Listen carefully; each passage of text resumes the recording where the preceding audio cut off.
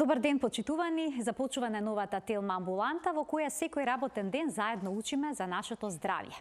Болестите на тироидната жлезда се меѓу најчестите заболувања на денешнината.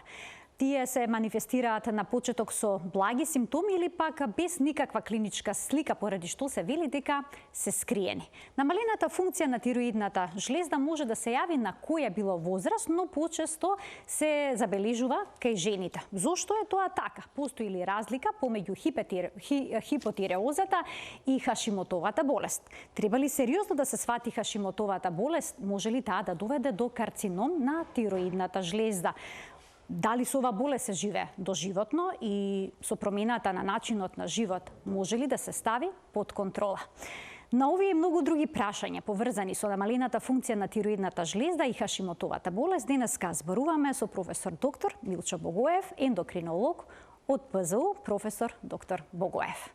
Започуваме веднаш по рекламите.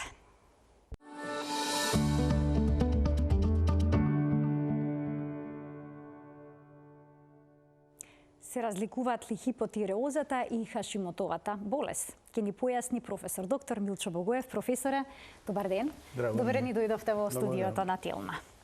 Тироидната жлезда со форма на пепирутка се наоѓа во предниот дел на вратот. Мора ли да дојде до незино зголемување, до промена на незината структура, за да биде присутна некаква болест? Обично не, во последно време, последните децении, да кажам дека промена во големината на штитната жлезда се поретко среќаваме. Обично таа и треба да е невидлива. Ако стане видлива, захтева истражување понатаму. Меѓутоа, обично е невидлива, незабележлива. Сакам да кажам дека бројот на заболувања од штитната жлезда денеска во целиот свет е во енормен порас. Тоа се должи на неколку фактори. Еден од најважните фактори е дефицит на јод во исхраната, кој што се регулира во развиените земји на три можни начина. Со јодинирање на солта, јодинирање на квасецот од брашното, некои ја јодинираат и водата. Значи, тие се на тој начин е избегната гушавоста или струма. Тоа е кога штитната жлезда е зголемена. Такви проблеми кај нас во Македонија има се поретко. Тие подрачја на јоден дефицит се за среќа елиминирани, така да се поретко среќаваме. Во однос на порастот на штитната жлезда, вториот фактор е, реков, едниот е дефицитот на јод, кој што е во добар дел на афричките земји, а исто и азиските земји еден од најзначајните фактори. Меѓутоа, вториот фактор кој што е многу значаен за зголемување на заболувањата на штитната жлезда е раната, брза и ефтина, да кажам, детекција на тироидните заболувања, кои што ги има многу. Така да веќе можам да слободно да се каже дека во рутинското испитување кај било кој лекар од општа пракса, посебно специјалист, да не набројувам и понатаму, спаѓа и испитување на функцијата на штитната жлезда, да кажам исто и ултрасонографијата, односно ехото на штитната жлезда. Тоа е една од причините да овие заболувања се откриваат, се повеќе се диагностицираат, а тестовите стануваат се поевтини и поевтини, за разлика од порано, каде што се маркираше јодот, па со радиоактивна материја, и тоа држеа монопол неколку установи било каде, и бројот на заболувањата поради тоа не да беше помал, туку помалку се детектираше. Значи, на овој начин полесно се детектира Спрема светските статистики, чисто за илустрација за гледачите да кажам, за Македонија не можев да најдам некои поуздани податоци, бидејќи е доста дисеминирана таа експлорација на штитната жлезда и лекување на различити места. Меѓутоа, спрема светските статистики, негде во Соединените држави, например, од 6 до 8% од целокупното население има некој вид на тироидна болест, што е, ќе се сложите, исклучително висок процент. За другите земји зависи како каде, меѓутоа никаде не е ретко да е под 5 до 6%. И тоа започнува од детската возраст, меѓутоа веќе од зрелата возраст натаму преку 40-та, 50-та и другите понапреднати возрасти, бројот на заболувања секако е поголем и позначен. Така да и бројот на пациенти во амбулантите кои што посетуваат за штитна жлезда е се поголем и поголем. Морам да кажам една друга среќна околност што сите заболувања скоро, не можам да кажам сите, меѓутоа огромен дел се лекуваат денеска многу успешно, дури ако пациентите баш не се јават баш во право време со болеста. Така да, меѓутоа, од нив бараме да бидат постојано редовни присутни на контролните прегледи и се разбира да ја земаат советуваната терапија. Што говори вашето искуство? Дали жените се тие кои што почесто страдаат од заболување на тироидната жлезда? Нажалост, да.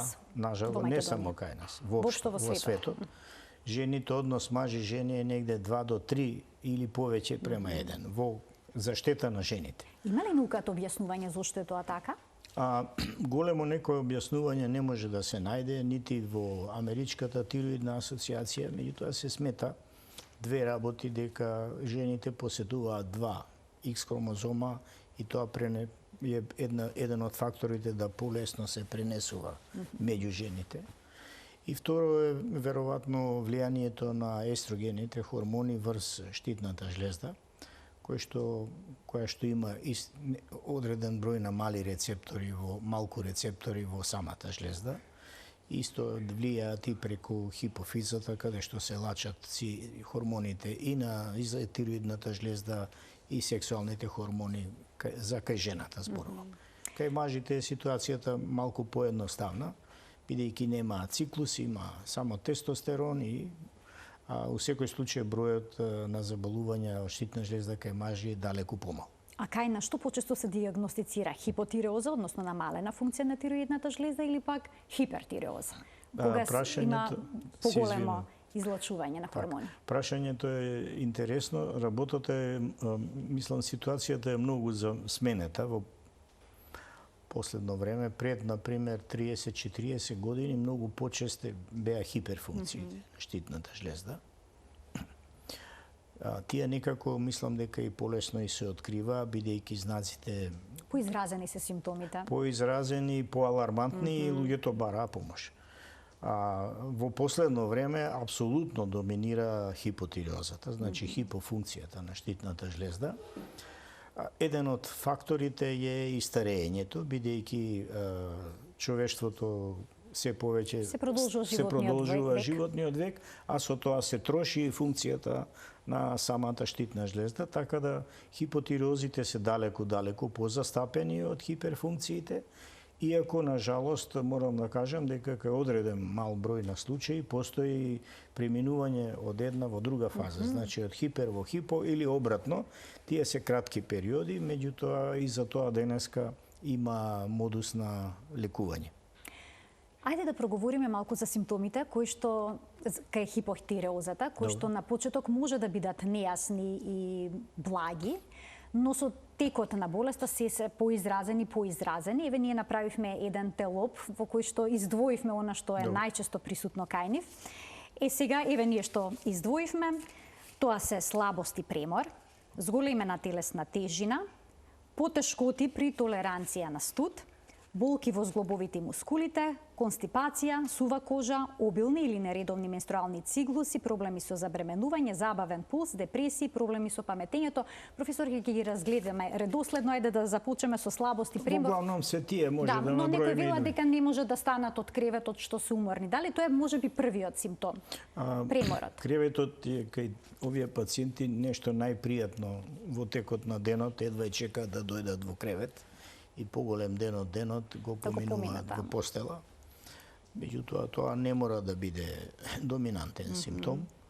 Обично, денеска, бидејќи пак ќе напоменам, рутински се детектира штитната жлезда, веќе и пред појава се извинувам на такви симптоми, веќе се ставаат на терапија, така да нив ги избегнуваме, за разлика од порано, например, да споменам во 70-тите години, кога имавме пациенти комплетно запуштени со сите знаци што вие ги напоменавте и кои што беа натечени со puffy face, надуено лице, практично не може ни да гледаат бидејќи има оток на очните капаци, со многу отежнато зборување, со промени во кардиоваскуларниот систем и уште една работа не кажавте, тоа е жолтеникава боја на кожата.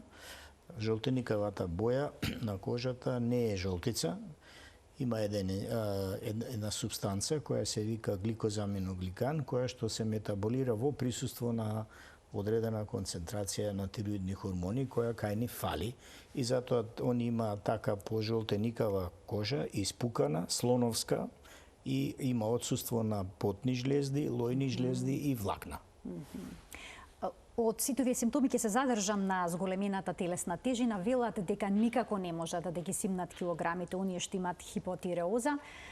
Дали неможноста да се ослабе е во корелација со тироидните хормони, односно тиреостимулирачкиот можеби кој што доаѓа од хипофизата? Јас сега ќе дозволите се смејам од причини што ова прашање често пациентите го поставуваат. И сега прашањето е следно: сега добро, штитната жлезда ми е во ред, зашто не можам да ослабам? Прво да кажам дека слабењето е исклучително тежок и се уште нерешен процес.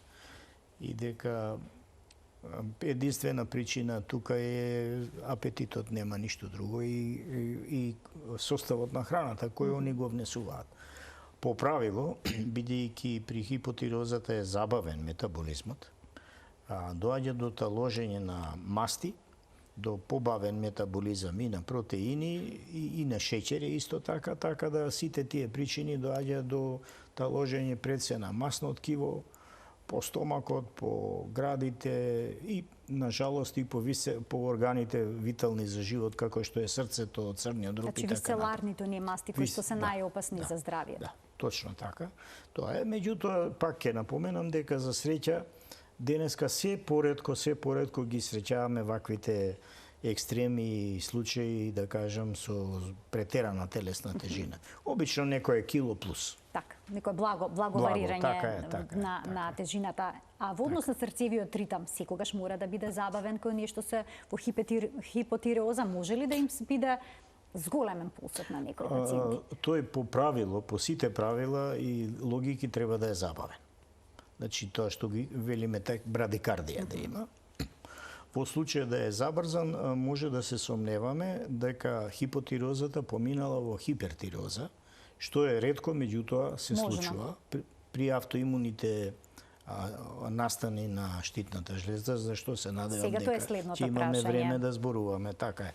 Споминавте автоимунна болест на тироидната жлезда, па моето следно прашање всушност и насловот на емисијата, дали хипотиреозата е исто што и Хашимотова болест, ако не е исто, во што се состои разликата? Прашањето е суштинско и јас сум се трудел да го објаснувам, меѓутоа, на жалост, некои го прифаќаат, некои не. Најлесно е да му пише Хашимото и така натаму. Значи, сакам да кажам кратко од почеток дека има три причини можни за исклучување, односно намалување на функција на штитната жлезда. Хипотиреози има три вида, три класи. Имаме примарна хипотиреоза, во која што спаѓа и Хашимото. Имаме секундарна хипотиреоза, кога излегува од функција хормонот ТСХ, значи тиреостимулативниот хормон, тоа е веќе хипофизата, и има терцијарна хипотиреоза, која што отсуствува ТРХ или тиреорегулативниот хормон, кој е од хипоталамус. Таа е за среќа најретка и е комбинирана со други проблеми здравствени. Меѓутоа, сепак најчеста е примарната хипотиреоза. А прашањето, причините кои се? Видите, кај одредена популација, која што не е мала, има склоност организмот сам да ги напаѓа собствените клетки. Нажалост, најчесто биваат зафатени неуроендокрините клетки, односно ендокриниот систем меѓу најчестите. Тука да напоменам, меѓу другото, шеќерната болест тип 1, сите тироидни заболувања, хипертиреози, болести на надбубрежните жлезди, ако сакате, болести на тестисите, на паратироидните жлезди и така натаму да не редиме. Да се вратам на поентата на прашањето што е. Хакито Хашимото, јапански научник, патолог, кој што работел во Германија долго време и специализирал и таму негде во 1913 година има објавено чланак, напис во еден стручен германски часопис, кај што опишува повеќе случаи на специфични промени на штитната жлезда која била изменета хистолошки и тие специфични промени се специфични само за тој тип и во негова чест е наречена Хашимотова болест или Хашимотов тироидитис. Самиот збор итис значи воспаление. Тоа значи дека болеста може да трае, да речем, до бескрај или ад инфинитум, практично до крајот на животот, меѓутоа може и да заврши во некоја фаза од животот. Не е дефинирано. Тоа е најчеста форма на хипотироза, меѓутоа ќе напоменам дека она е пропратена со додатни инвестигации, додатни испитувања. Значи, на прво место жлездата е мала. Не ретко да е голема, многу ретко, обично е мала и студена. Значи cold gland, така се вика, студена жлезда. Таа е доста мала поради тоа што настанува смалување на самата жлезда со напредување на воспалителниот процес, кој што доведува до смежурување или како би рекле собирање на жлездата. Таа е мала. Зошто тоа настанува? Настанува бидејќи кај овие организми кои што имаат одреден генотип, доаѓа до ослободување, односно дејствување на одреден вид на антитела кои што ја уништуваат самата жлезда. Се смета дека во феталниот период и порано не дошло до запознавање на самиот организам со конкретно оваа жлезда, да не напоменувам и други. И организмот ја чувствува како непозната и сака да се ослободи од нега, од неа, И ја уништува? И ја уништува. И тоа уништување трае доста долго, може да трае и доживотно.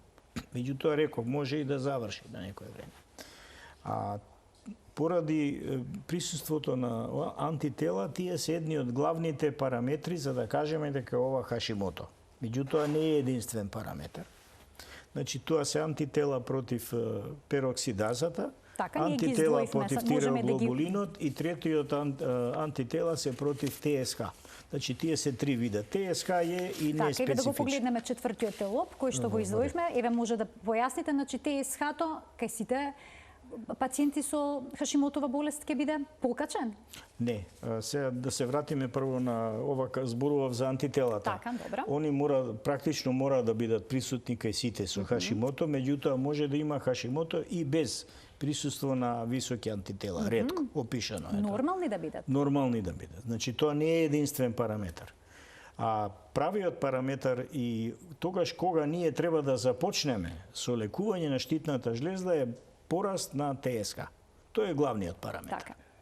Покрај другите знаци кои може да бидат многу дискретни, бидејќи реков болеста е хронична и може да трае, да речеме, еве и со децении. Така да штом се дојде до покачување на ТСХ, имаме позитивни антитела, обавезно ултразвучна диагностика, бидејќи зад Хашимото може да се кријат многу други работи, не знаеме кој е составот на штитната жлезда. И ако е сето тоа во склоп, во тој случај треба веднаш да се стартува со терапија.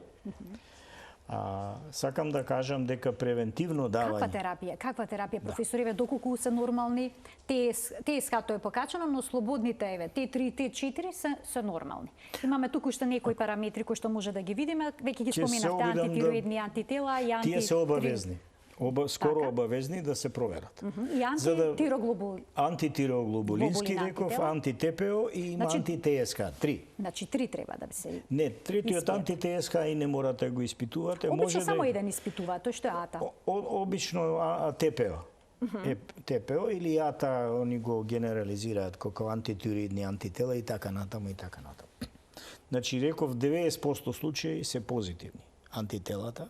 Што е најважно и што се паничат самите пациенти е тоа што А нивото на тие антитела може да варира. Нема да направите две мерења на антитела во различит период да бидат исти. Некогаш се дури немерливи, а потоа Некој ќе пат се најдат некоја немерливи, некој понормална пат вредност. паѓаат и така натаму во зависност од тоа како напредува процесот на раздробување, уништување на штитната жлезда.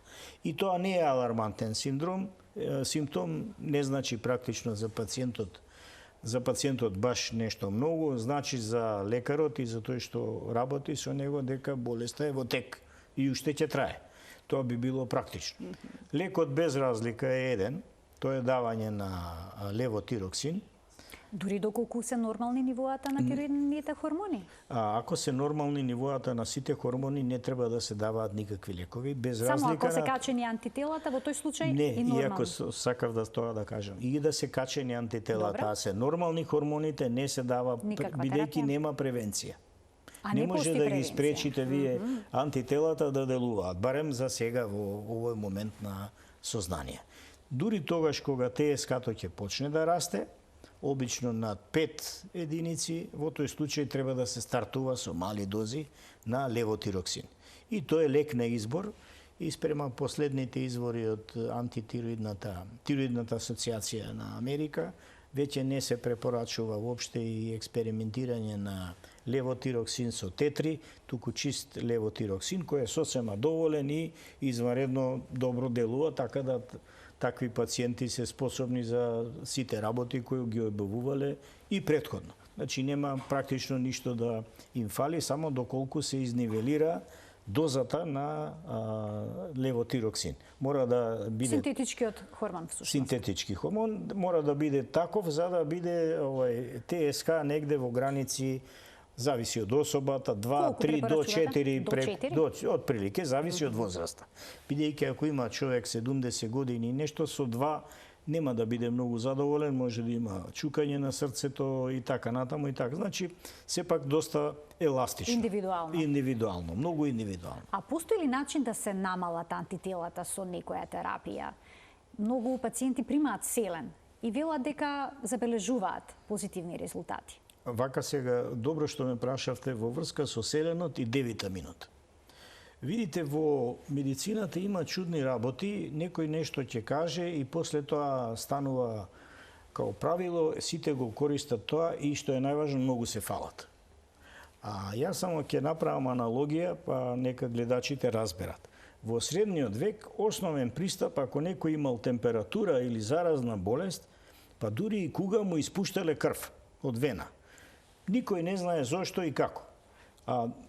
Дали ми ја сваќате аналогија? Јасно. Слабе само организмот во таа ситуација. Ова медицина не е базирана на докази, меѓутоа морам да напоменам дека и селенот и D-витаминот се токсични доколку се предозираат. Во тој случај, еве да кажам, кај што земјата е црвена, Австралија или да речам Бразил, кај што има многу селен во земјата, значи не треба да има тироидни заболувања, напротив, не е така. Значи, покрај тоа што има високо нивото на селенот во организмот, се јавуваат тироидните проблеми. Или D-витамин, например, во арапскиот свет е дефицитарен затоа што жените носат бурки и не доаѓаат во контакт со сонцето. Јас не сакам нити да критикувам, ни да фалам, меѓутоа ги кажав овие аналогии бидејќи ми тежат. Така, бидејќи во пакетите за испитување на тироидните хормони понекогаш има и витамин D, пациентите секој ден земаат селен. А кои се ризиците од предозирање со селен? Селенот може да биде многу токсичен.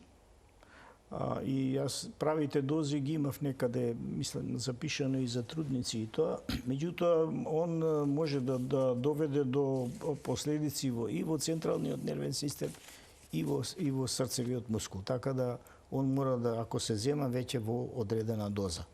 Мој совет е ништо освен левотироксин. Тој е единствениот и правиот лек. Му давате тоа што треба. Како на диабетичар на кој му треба инсулин, не може да му даете таблети, морате да му даете инсулин и тоа што му фали. Професоре, да ги поканиме гледачите да се вклучат во денешната емисија со нивни прашања на телефонскиот број 3076 677. Од овој момент емисијата ќе биде контактна. Добре дојдени се вашите прашања на темата на која што говориме. А што велите на практиката на одредени лица со Хашимотова болест да го исфрлат глутенот од храната? Некои велат чувствуваат подобрување исто така. Видите, многу го, бидејќи глутенската алергија е во групата на автоимуни заболувања, тоа е сосема друг дел, и ова наоѓаат некоја аналогија. Меѓутоа, со време ќе видат дека тоа е едно, а ова е сосема друго. Дали ќе го исфрлат глутенот или не, со време ТСХ-то ќе си покаже дека нема влијание глутенот баш врз ТСХ, нити во светските протоколи е тоа некаде запишано и забележано. Останува на самите пациенти да се одлучат како ќе се мачат. Како ќе се мача тоа, да, убаво го прецизно го кажавте. А дали оние кои што имаат Хашимотова болест, со оглед на додека се работи за автоимуна болест, обично имаат и некој друго автоимуно заболување, да речеме некои проблеми со кожата, како што е витилиго, или имаат ли поголема шанса да добијат лупус во текот на животот? Да, проблемот кај Хашимото е сложен. Како што кажавте, обично една автоимуна болест може кај одреден број на особи да влече и друга, што не е така ретко. Најчесто среќаваме асоциација со диабетес. Значи Хашимото со диабетес. Хашимото со промени на кожата, витилиго, што не е, да речем, медицински многу, освен естетски, нема некои други проблеми. Хашимото со Адисонова болест, Хашимото со пернициозна анемија, и што е најважно, зашто треба често да се прави ултразвук при Хашимото, е што он може да помине во малигни процес на штитната жлезда. Тие се мали чворчиња и препораката е да секој чвор преку... Јазли, така? Јазол, така е. Имаат овие пациенти и цисти? Може да има, да, ако ја погледате штитната жлезда, таа е нехомогена, може да биде зрнеста, може да има калцификати, значи не е она здрава штитна жлезда што ја гледаме. Доколку се јават чворови, во тој случај треба да сме многу внимателни. Ако е чворот под 1 милиметар, да се следи. Ако е над, обавезно се направи биопсија со цел да се избегне евентуално појава на карцином на штитна жлезда, што на жалост денеска се почесто и почесто среќаваме. Имаме гледачи кои што очекуваат да се вклучат во програма, ќе им дадеме предност. Добар ден за првиот од нив. Добар ден, за гледачот, ве слушаме одлично, повелете. Добар ден, докторе. Добар ден. Покасно ве се вклучевте. Да ви кажам само накратко. Извадени ми се двете надбогрешни звезди. Добро. Вие што ги разложите тие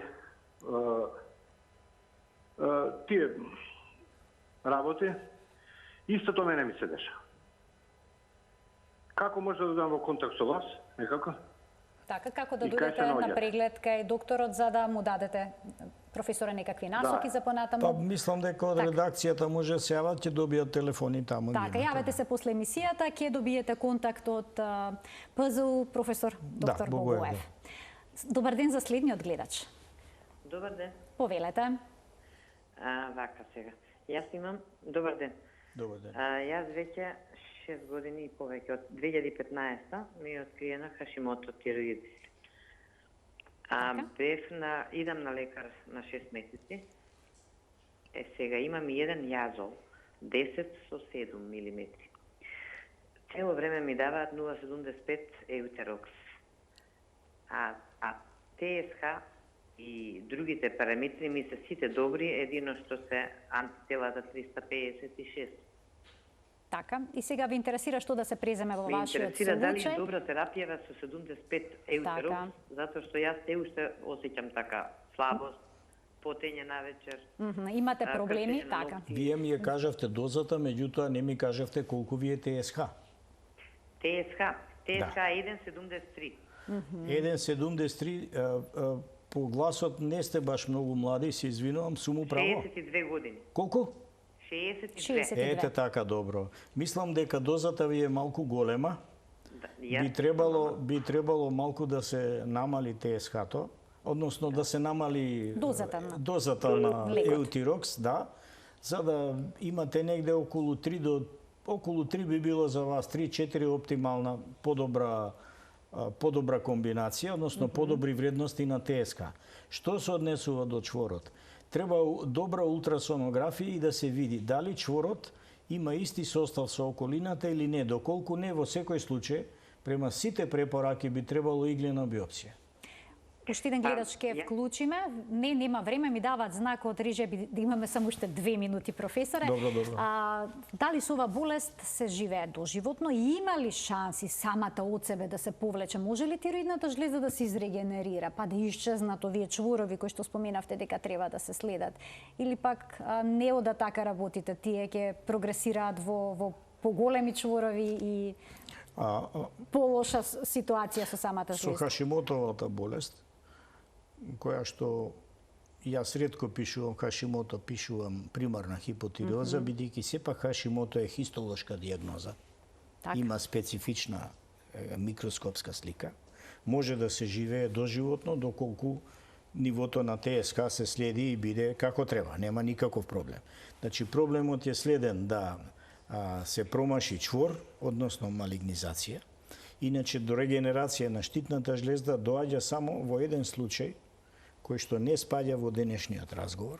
Тоа е воспаление на штитната жлезда, така наречен субакутен тироидит или болеста на Декервен, каде што жлездата комплетно се обновува. При Хашимото не, она пропаѓа и нити штитната жлезда, ни хипофизата, ни надбубрежните жлезди, ни панкреасот, кај диабетичарите, шанса нема да се обнови. Кому препорачувате тенкоиглена биопсија? Секогаш кога ќе се забележи чвор. Кај секој чвор? Кај секој чвор. Затоа што тогаш шансите да не пропуштиме ништо никакви, значи нема шанси да пропуштиме, а да пропуштиме карцином кој што успешно може да се лекува на време, е за мене голема грешка. Иглената биопсија е безболна и едино што пациентите извонредно прецизна, само морам да нагласам дека треба скоро веднаш да се гледа за да не дојде до промени во ткивото, како би дијагнозата била што поточно. Професоре, јас ви благодарам за вашето денешно гостување во Телма амбуланта. Се надевам дека повторно наскоро ќе ве видиме како гостин на истото ова столче. Почитувани, ова беше се во денешната емисија. Зборувавме за Хашимотовата болест и хипотиреозата, на вистина многу корисни совети и препораки, поврзани со она што најчесто го прават оние кои што имаат проблем, земаат некои суплементи кои што не е докажано дека даваат резултати, а понекогаш може да направат и штета. Внимавајте на вашето здравје и секогаш темелете се на она што е медицина базирана на докази. Ви посакувам убав ден.